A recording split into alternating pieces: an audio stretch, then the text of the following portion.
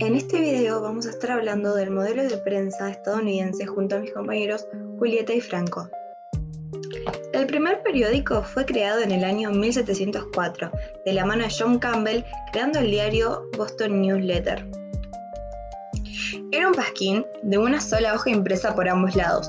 Este periódico era limitado a la libertad de prensa, ya que era una recopilación de noticias recibidas de Inglaterra, porque el mismo, en ese momento, ejercía un gran control sobre la imprenta. En la Revolución Americana, dos periódicos jugaron un papel a favor de la independencia. Ellos fueron Pennsylvania Magazine y el otro Boston Gazette. En 1725 se realizó el primer periódico en la ciudad de Nueva York llamado The Gazette. Fue editado por John Peter Singer. Él mismo fue arrestado por publicar una crítica sobre el gobierno británico. Fue juzgado y declarado inocente, lo que fue un antes y un después para la libertad de expresión en los Estados Unidos. Años más tarde, en 1783, nace el Pennsylvania Evening Post. Fue el primer diario estadounidense en Filadelfia. En el año 1833, Benjamin Henry Day editó la primera edición del New York Sun. Fue pionero de la prensa barata que dominó el mercado periodístico en Estados Unidos hasta finales del siglo XIX. El tercer gran periódico que nace en esta época es el New York Times, en 1851, de la mano de Henry Raymond, en la plena edad de oro del periodismo, que abarcó desde la segunda mitad del siglo XIX hasta el comienzo de la Primera Guerra Mundial. En dos gigantes cara a cara, los dos diarios con mayor influencia eran el New York World y el New York Journal, que eran propiedad de los multimillonarios Joseph Pulitzer y William Randolph Hearst. Sus enormes ventas no iban de la mano con la veracidad de sus noticias. Por ejemplo, el periódico de Hearst publicó noticias falsas para inducir a la guerra hispano-estadounidense, que estalló en 1898.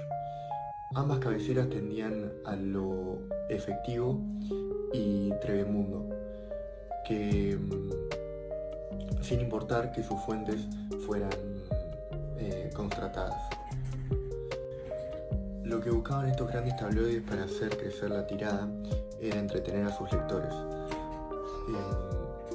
Una de las grandes técnicas fue a partir de 1893 la inserción en sus ediciones de suplemento a todo color con temas destinados a la familia, incluyendo los más pequeños de la casa. Para ello se confeccionaron varias páginas con dibujos de caricatura y texto escaso. El éxito de la fórmula fue inmediato, no solo porque le gustaba a los padres e hijos, sino porque pronto fue utilizado como un medio de alfabetización barata para los inmigrantes que recién apenas sabían inglés.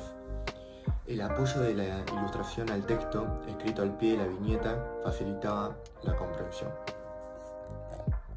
Con el origen de la prensa en Estados Unidos, podemos hablar del término prensa amarilla.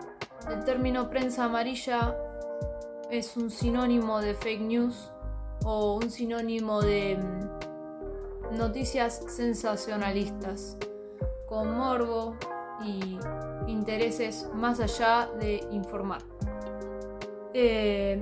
Comienza el término prensa amarilla con un chico en el diario New York de Pulitzer, una caricatura que aparecía en las páginas de este diario de modismos irlandeses, un chico con una bata amarilla como se ve en la imagen, y llamaba la atención de la gente por lo que vendía mucho. Este chico mostraba ciertas aventuras y era agradable para la vista. En el año 1895.